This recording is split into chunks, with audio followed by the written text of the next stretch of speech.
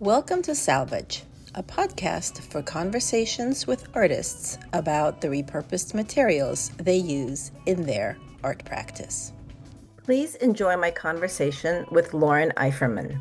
Over many decades, Loren has created a unique technique of working with naturally found wood. Her organic wood sculptures take the detritus from nature and turn it into art. Loren wants the viewer to have a sense of wonder and awe when looking at her work. We have all at one point or another picked up a stick from the ground, touched the wood, peeled the bark off with our fingernails. Loren's work taps into that same primal desire of touching nature and being close to it. Well, thank you so much, Loren, for agreeing to talk to me. I'm delighted. Your work is like nothing I have ever seen before. It's recycling that is not what most people think about as recycling, right? Or repurposing. It's Absolutely. very, very different. So I have all sorts of questions, but I'm wondering if it's okay if I start with asking whether you were an artist as a kid. Okay, that's a really great question because it all comes back to the first steps and the first pathways that started. And I also wanted to say thank you for asking me. I'm really touched. You've noticed my work and are embracing it the way you have. So thank you. Um, I was a loner as a kid a lot. Like I played by myself. My mother used to tell me I'd create these whole worlds out of doll houses, out of toilet paper and scotch tape, like building furniture out of nothing and playing with little trolls. Remember those troll Oh, dolls? yeah. So I'd make beds for them and tables and chairs. And so I always was intrigued with making things. And I have a really early memory of we had to build a solar system in third grade. Oh, wow. And everybody who came in had these neat little shoe boxes that mommy and daddy helped them. And my mom let me just be and create. And I made this enormous box that I couldn't even carry, that my brother had to carry to help me carry to school because it was so big. I and it was different than everyone else's. Mm. And the teacher was not sort of, was rude and said, "Ooh, what's this?" Oh, Like, no. and all the kids made fun of me, but I thought it was cool. So how to trust your own instinct, your own path as a kid growing up as an adult, as you say, nobody works like I do. And I just have to trust that initial instinct like, I think it's cool. I get great pleasure out of making this. Let me continue. So that's sort of a downer memory, but it's informative, Yeah, no. It so. I guess I could see how it's a downer memory, but I think what I'm taking away from it most is that you made something yourself that you were so proud of, Yeah. and you did it all by yourself. I tried to I- do that with my daughters. I don't mhm, remember, I don't have a memory like that of school projects for myself.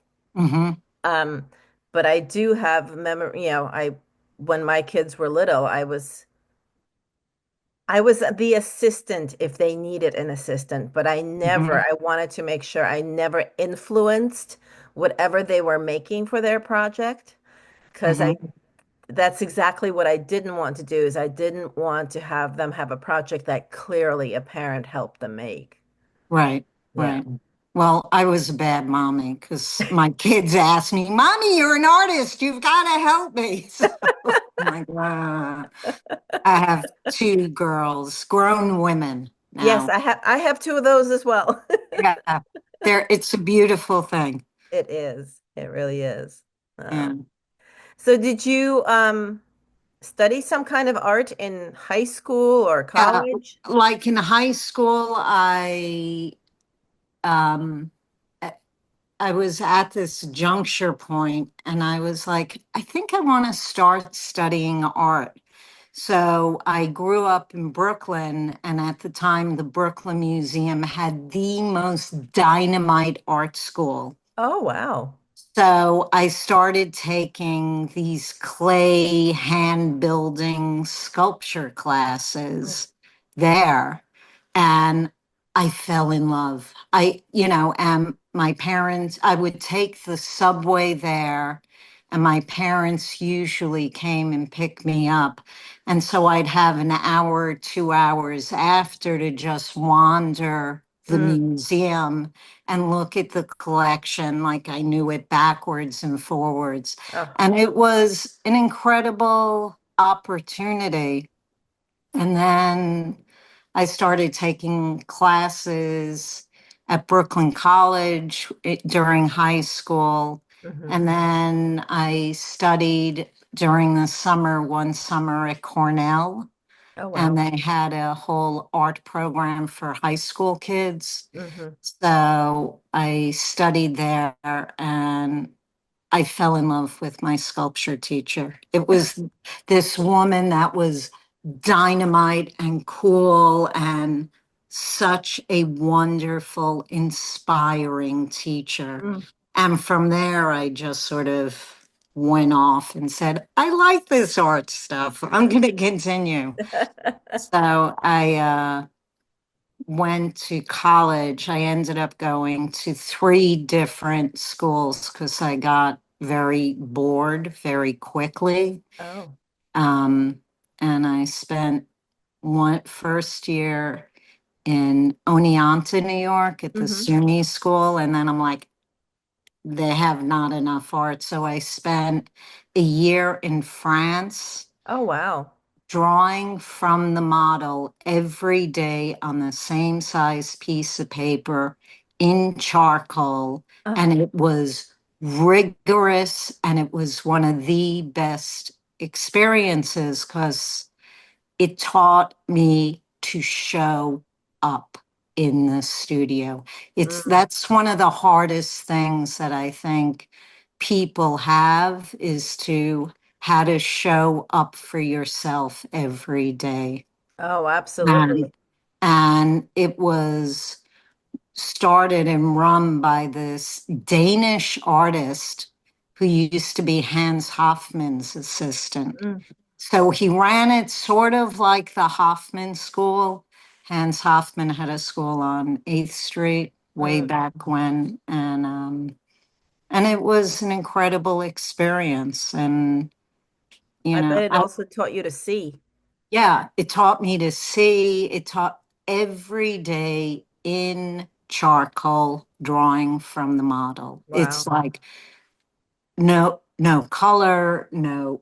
It was just line, form, shading, Mm. and seeing Yeah. every day. So, and we'd work in the studio sometimes till late at night. Mm. And it was a group of about 20 Hmm. kids. And we stayed there for a year. And it was a great education. That sounds amazing. And then I ended up finish graduating from Purchase, New York, Hmm. at the school there. With a degree in sculpture. I did a lot of clay sculpture there and collage, but Hmm. a BFA. Hmm. So Mm, very cool. And how did you discover sticks? Like, how did that come? You were doing collage, you were doing clay, and then like, how did the sticks happen? very circuitous. Um, So after I graduated Purchase, I moved into this teeny tiny apartment on Mulberry Street. Mm. And there were three tiny rooms, and I made one room my studio. And I'm like, I can't make sculpture. I don't have room. So I started painting, and had three painting walls, and was making like 3 foot by 5 foot paintings on paper Oh, because wow. you can store them easily. Yeah. It takes up a lot less room. Real estate is always an issue in the studio. So one very hot August day, I had three wet paintings not drying on the wall. New York City in the summer, the humidity, Yeah. nothing dries. So I'm like, I got to do something because I get itchy if I don't make something. Hmm. That's just the way I'm wired. And I ended up saying, what do I do? What do I do? And on my drafting table, I had these pieces of balsa wood and straight edge razor blades that I was using for framing Hmm. purposes. And so I started whittling with a straight edge razor blade in balsa wood. And I was so in the zone, and literally 8 hours passed. Oh I my didn't gosh. eat. This was the days before cell phones and Mm. distraction city. Yeah. I was totally focused, no phone calls, no food, just whittling away. And at What the did you end, whittle? I made this totem pole. What else are you going to whittle on a piece of balsa wood like that big? Um, and I made a totem pole. And afterwards, I went, oh my God, I'm a sculptor, not a painter. That's right. And so I started whittling some more, and then I realized balsa wood was the worst material, and my hands started getting horribly scratched and Uh, cut from the straight edge razor blades. So I got a whittling set, and then I started going to Central Park and collecting sticks that had fallen from the ground, and I started carving these sticks. uh-huh. And so my early work was very totemic, and I started connecting these sticks with hooks and eyes. And so everything was sort of dangling and Okay. moving. And then I realized I was more interested in the shape of the stick than all the carving that I was doing to Mm. the sticks. So then I started paying more attention to the shapes, and then realizing I didn't want my work to be so kinetic. I wanted them to be more about form and solid. Hmm. So I figured out this method that I used of um, using dowels and wood glue and joining small pieces of wood together to get the shapes I wanted. Ah. So that's the way. And so each sculpture now usually has about 100 or more small pieces of wood that have been jointed together. Wow. So I start out every morning taking a walk and collecting sticks. In Oh, my I love neighborhood, I'm known as the stick lady. it. After a windstorm, sometimes I find some gorgeous sticks that neighbors have found left for me at the bottom of the driveway. It's like sticks are everywhere They around here. are. And people love sticks. I picked up a stick on my morning walk. And then you're like, oh, maybe I can make something out of this. It's like the Not me, but I just put it aside. I like it. It's pretty. It's gonna stay that way. but But the detritus of nature is all around us, Yeah. and it's a material that's ubiquitous and available Hmm. and beautiful. So I've used that, and it's my husband keeps asking me, "Aren't you bored yet with working with sticks?" And I'm like, "No, I'm not. When I get bored, I'll stop, but I'm not bored yet."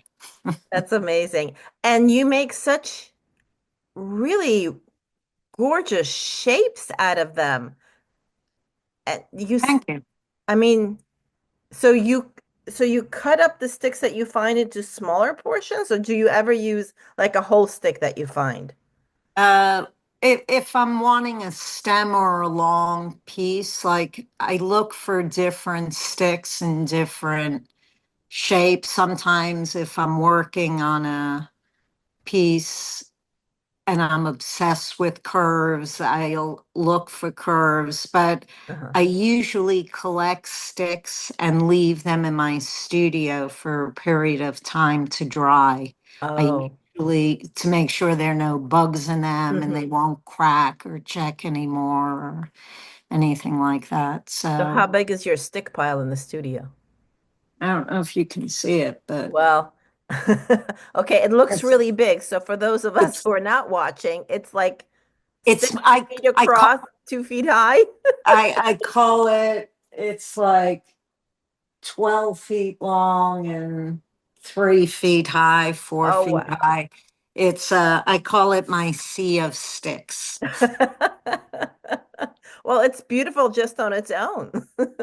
It's cool on its own. I sometimes think, oh, maybe I should do some sort of installation Yes. like that. But but it's I dig them. Yeah. Dig them. So when you walk, so I got to ask the collection part. So I walk and I pick up trash. My dog walks in the woods, and I have a little canvas bag with me that I put it in. What do you carry when you're collecting sticks? Gloves, That's it. Oh, gloves to keep my hands warm. And sometimes I try not to get a stick that has fungus on it or anything because I once had a really bad rash from it. oh. So I usually try to have a glove with me. Hmm. Also, in this weather, you better have gloves. Right. It's Yes, we're talking in so cold. January. Yes. But in Yeah. the summer, you still have gloves on? No, I usually try to peel off a section of bark when I gather it, so I'm holding the smooth wood. Oh, okay. Um, so I do Interesting. that. Yeah. And I do drawings before I make a sculpture. Oh, okay. So the drawing acts like a roadmap Hmm. of where I want the sculpture to go. Hmm. Once in a while, I just sort of freewheel it and just sort of, have a vision in my head Hmm. and just make it. But frequently, I have sketch pads here Hmm. Oh, full that's of, wonderful. So you have a very real sketchbook practice. yeah, Yeah. definitely. And I also do these morning drawings that I call them. I don't know if you've seen them on Yes, I wanted to. Instagram. That's on my list of things to ask. Tell me Yeah. about your morning drawings. So I come into the studio and it's sort of like a warm up Hmm. to, and I miss color. I love color and I used to paint, Hmm. I miss it. So I've been making these small drawings. Read the newspaper and I tear out images from the Times and then um, use that as a base for my drawings. Oh, so it's an actual physical newspaper that you read Yeah, and draw on. yeah, yeah. Oh, cool. Wow. And so and then I collage parts and cut up parts, and sometimes put them right side up or upside down or sideways, or, Hmm. I add to it, and then I can go, look, I made this. And it only takes 1, 2, or 3 days, not months to make. Yeah. So it fills up my art endorphins. Oh, I love that. Art endorphins. Yeah, There's a title right there in there. yeah. If you're into creating, you need those Hmm. in art endorphins. So Absolutely. yeah. I love that. So you miss color, but you do use some color on your sculptures. Yes, I do. Where does the color come from? I mean, it's mostly muted. Like I've seen green, although I feel like I've seen pink on one of your sculptures in the Yeah, past. pink, orange, green, blue, purple. One piece has purple on it. I frequently, to color them, it depends. Sometimes it's with acrylic paint. Mm. Sometimes I rub pastel on it and Ah. then put linseed oil on top of it so that and turpentine, so the uh, pastel seeps in, the Oh, color wow. seeps into the wood. So it's sort of translucent, not opaque like that. Yeah. So every piece is different. Mm. And a lot of my color, sometimes, not always, um, comes from, I've been working with this manuscript called the Voynich manuscript. Okay, you're coming. Everything that I have notes of to ask You're about is good. that. You're good. All right, but before we get to that manuscript, um, the way you said you were connecting the sticks with dowels, Yeah. but they're so smooth. So you use some kind of putty to like cover Yeah. I the make dowel? a high-tech putty with wood glue and sawdust. Like literally nothing in my studio goes to waste. I save the sawdust. All the cutoffs get burnt in my wood burning Uh, stove. It's like it's a constant recycling. So Zero waste. I love that. zero waste from junk, not junk, from nature's cast offs. Yes, yeah. So, what I do is from my drawing, I see the shape or form that I want the line to be. I actually call my sculptures drawing, but in wood. Mm-hmm. So I look at the line that I want, and then I look in my stick pile for the shape that I'm looking for, and then I cut small pieces of wood together to correspond to that shape. Mm-hmm. And then I put in a dowel in it and connect small pieces of wood using dowels. And Mm-hmm. then I make this putty out of sawdust and wood glue, fill in all the joints, Ah. wait for it to dry, sand it, reapply the putty, wait for it to dry. And I usually need to reapply the putty 3 or 4 Oh, times wow. so everything is seamless. And that's also where the drawings come in and my small sculptures come in, because I can do them in between. I frequently work on 2 sculptures Mhm. at once because there's frequently a drying and a wet Mm. period, and I need to balance out everything. Right. Yeah. I don't have a lot of drawing periods in my work, but I tend to work on more than one piece at a time as well. Mainly Yeah. to sort of take a break every now and then, step back, work on Yeah. something else, and then take a look at the piece that I'm working on with fresh eyes. Yeah, and you also have a lot of curing you need for your resins and Yes, stuff, for the doesn't? resin pieces. For the stitched pieces, usually there's no curing or anything like that, Yeah. but it's just taking a It's break from it. just work, work.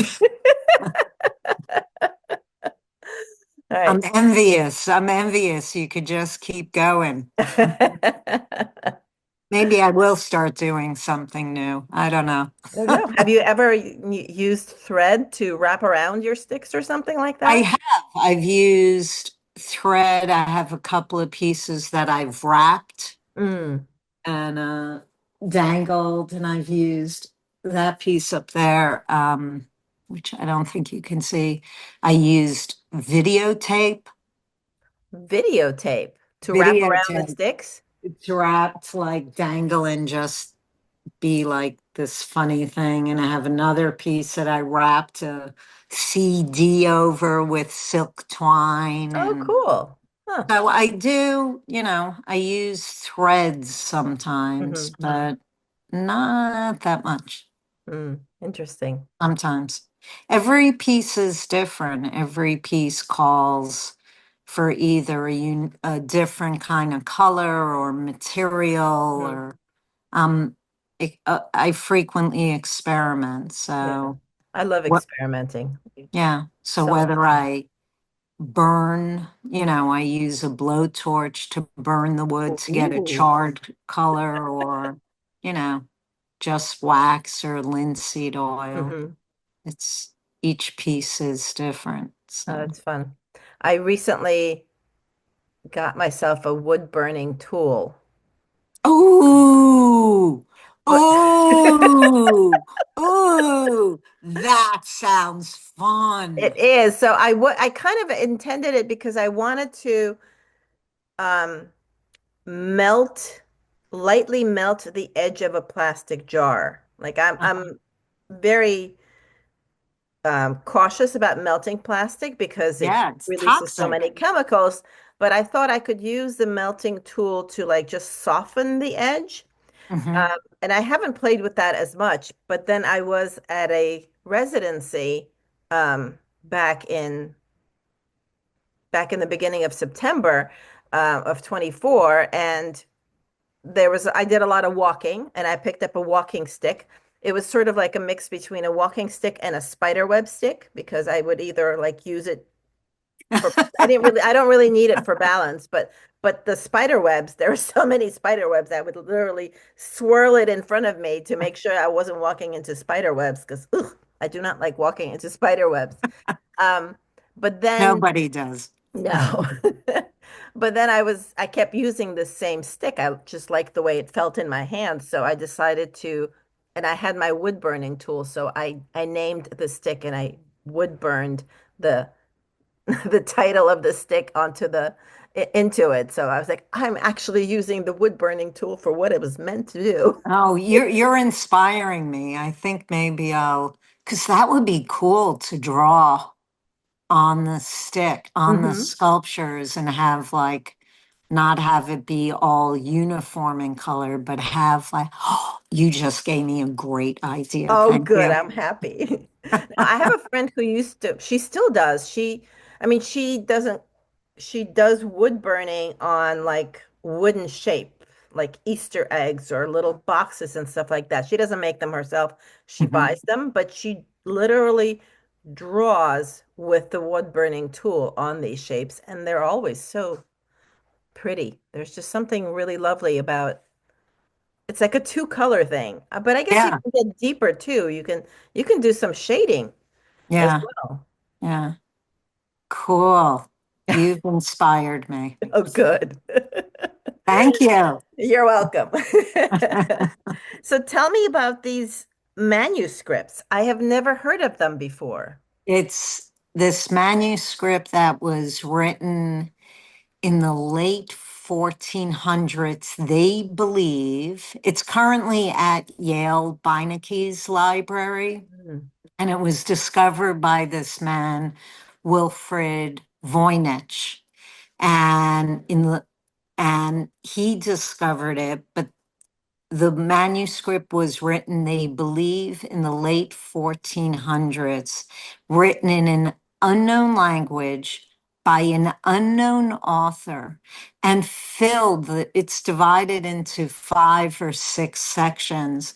And the first section is plants that aren't real. They're Oh. it's total fantasy filled with plants that have these strange root systems Huh. and leaves, and the back section has naked women in these green baths with like these fallopian tube things coming at it. It's like out there, Where was totally. this discovered? This man, Wilfrid Voynich, they think he discovered it in Czechoslovakia, Huh. possibly, or Italy. They're not sure where he discovered it. And Alan Turing, who cracked the Enigma code during World War II, tried to decipher it. He couldn't do it. I'm sure they've put it into AI Huh. and they haven't had any luck. Nobody has been able to decipher this manuscript. That's And amazing. and I discovered it about 10 years ago, maybe more. And when I found the manuscript online, like the world's most mysterious manuscripts, and of course I'm a sucker for that sort of thing. And so I clicked it on and swiping through all those, that slideshow, remember those? Like, Mm. ugh. And I went, oh my God, I felt like I wrote this in another life. Like Oh it my was God. strange. It was this I got chills. deep, deep connection to this manuscript. And I went, and I used to, when I was a painter, I used to paint my dreams. And Mm. I'm like, well, if this was me in another life, why can't I recreate these plants in sculptures? And it was like some strange brain thing. So I've been inspired to recreate a lot of these forms that are found in the manuscript into sculptures. These are unknown, they've been mysterious for Mm. centuries. And there is a lot of wonder surrounding us on this planet Oh yeah. constantly. And if we open our eyes to it, it's around us. So I've been recreating these illustrations into 3D wood sculptures that, it's, I don't know, it's That's so strange, but wild. it's out there, but I, I, I, I love them. So. Yeah. What a find. That is so, you had such a visceral reaction to it. Just you telling me about it gave me chills. Wow. And then a lot of, wow. And then my work also, I look at a lot of nature, like Mhm. doing the Voynich manuscript, unleash this whole field of botanicals for me. So I've been working with a lot of botanical like imagery. Mhm. And so there's this photographer from the turn of the century, Karl Blossfeldt. He was a German photographer who photographed nature in extreme close up. Mm. And so I've been inspired by a lot of his photographs as well. And then just looking how a leaf unfurls or a flower, the pistil and the stamen and, the Mm. roots, and it's all there. I love to garden, Mm. so it's inspiring. Yeah. Do you take photographs of your inspiration?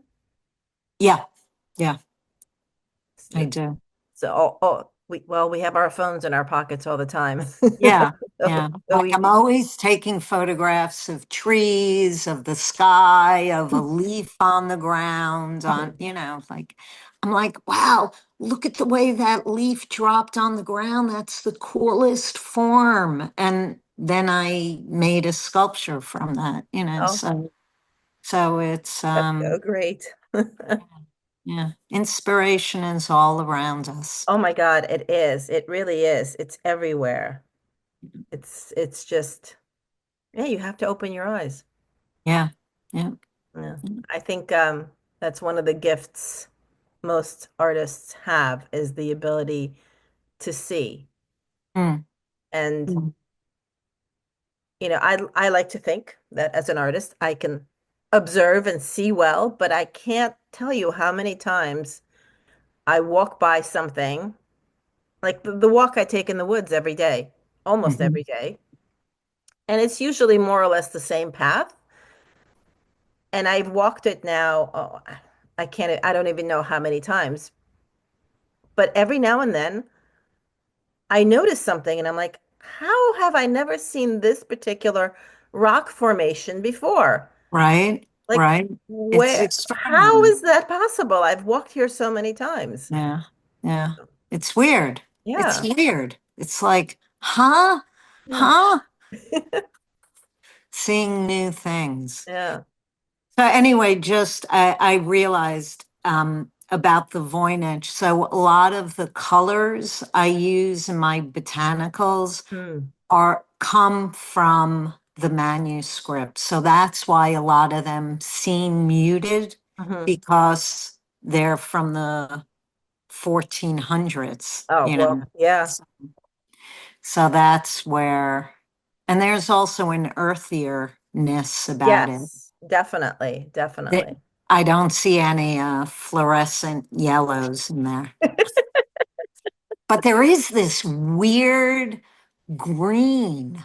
It's like what, naked women in green All right, baths. I'm gonna have to look this up now. And yes, I will put the link in show notes, but like, wait, Yeah. what? Uh, That's so wild. cool. Yeah. Um, let's see, what did I? Oh, yes, your MTA commission. Like, how did that come about? That is so cool. I never take that line. It's an in Pelham? It's in Pelham. Yeah, I never take that line either. I wish I did, because I haven't seen it in about a decade. Um, But but how did that come I about? it was sort of remarkable. I got a call out of the blue saying, "Could you please apply to this?" Some curator had put my name forward. Oh, wow. And so, and I came in and there were five different artists competing Mm. to get it. And we had to do a board, and I suck at Photoshop and I'm not technically talented at all. So I ended up making this board with these drawings. And You didn't make a wood sculpture to represent? I actually did. I Ah, I knew actually it. did. I actually did. But I was like, what am I going to do? So I spent one day walking around Pelham and looking at the kinds of houses there are. And Pelham was settled at the turn of the century when the Roy Crofters and William Morris and all those designers were Mm. really active. So I thought, oh, if I make these panels on the Pelham station, that when the sunlight hits them, they're almost like carpet panels Mm. on the platform.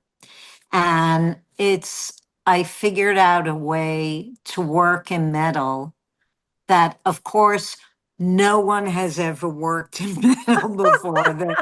I ended up giving the designs to the fabricator, and he's like, "How do you expect me to do this?" And I'm like, "Take a piece and form it, and then another piece." And he's like, "Okay." And so he worked in a way he had never worked before Oh, I as love well. it. You Uh, challenged him.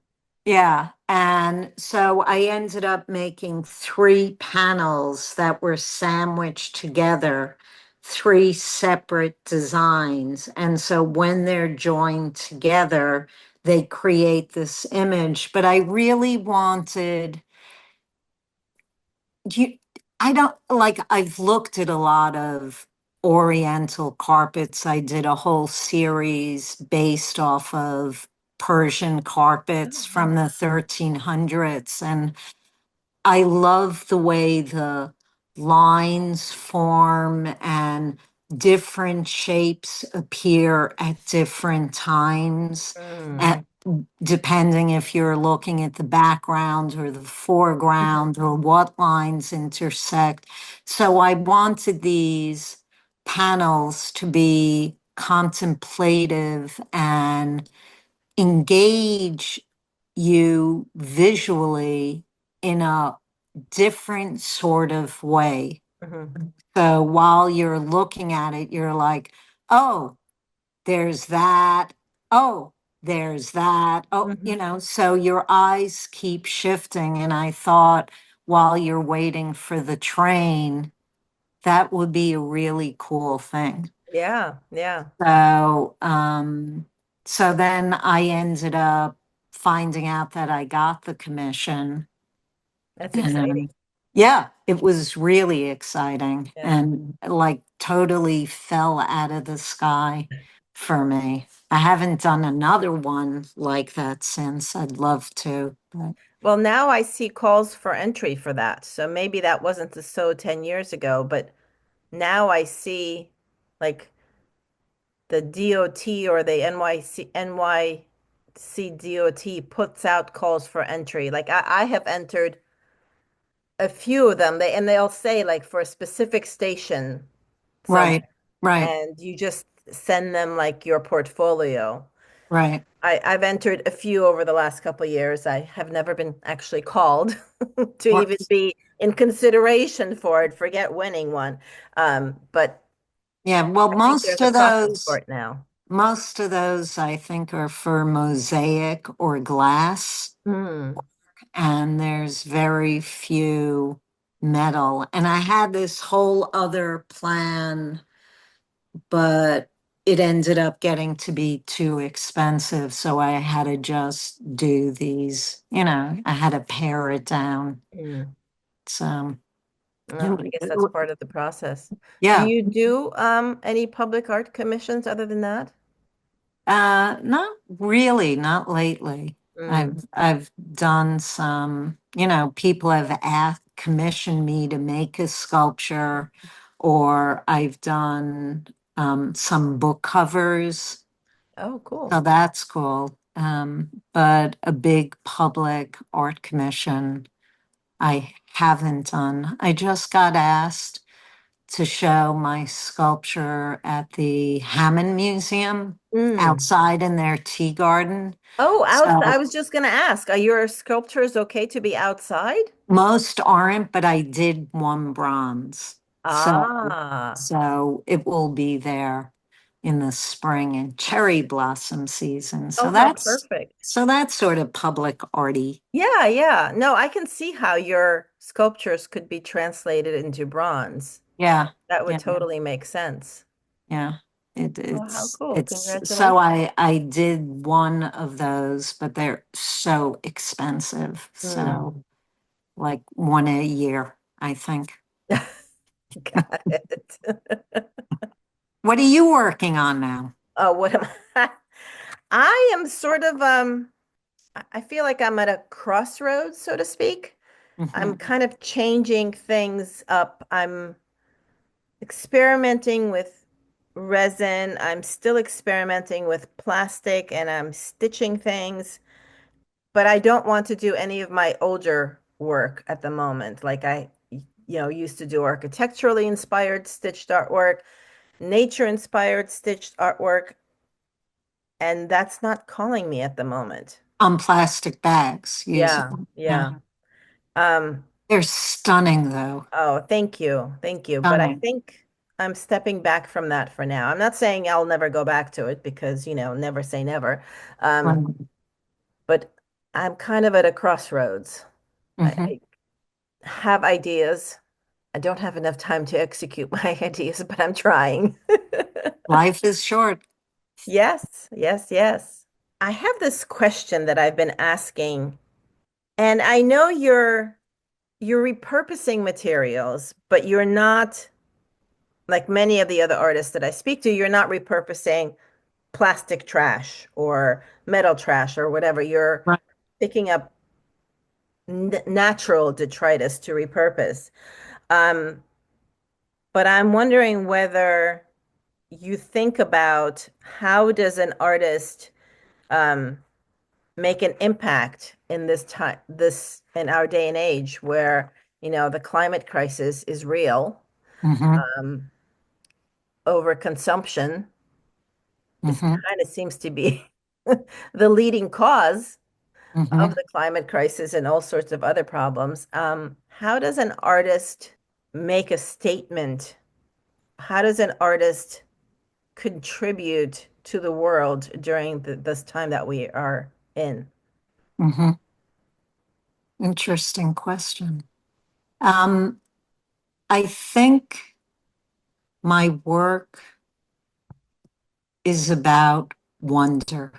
Mm, A lot of it is about wonder. And if you look at the work and go, how did she build it? How is this constructed? It makes you think of sticks. It makes you think of nature. It makes you feel a connection to nature mm, that you wouldn't have otherwise thought of and felt. mhm, So I think for me, obviously, I care deeply, deeply about our planet and all the grace that she gives us mm, every day. And if there's another connection that could be had and spoken to visually to help inspire other people to find their own inner connection, I think that's important. mm. So, That's mm, beautifully said. yeah, Yeah, thanks. Thanks. So, yeah. I think that's it. At least today. If you ask me tomorrow, it may be a totally different answer, but Well, maybe we'll get back to this question again. yeah, it's a good question because these times are dire. And I think to me, it is imperative to continue to make art because I think artists have a deep purpose here on this planet to make people wake up, to make people feel more connected to, and I am not I'm not a political activist. I'm not a politician. I used to be a teacher. I'm not anymore. I'm an artist now. And so if the art can speak to some sort of inner strength and power that we all have to not listen to all the surrounding noise, Mm, but to try to recalibrate, refocus on our inner selves, I think that's important.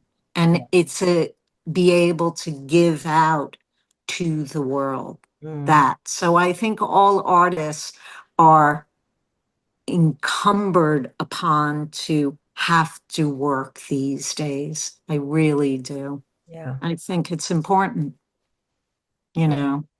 I Whatever you do, whatever language you find, whether it's music or theater or whatever it is, I think it's important to connect to humanity and nature. yeah.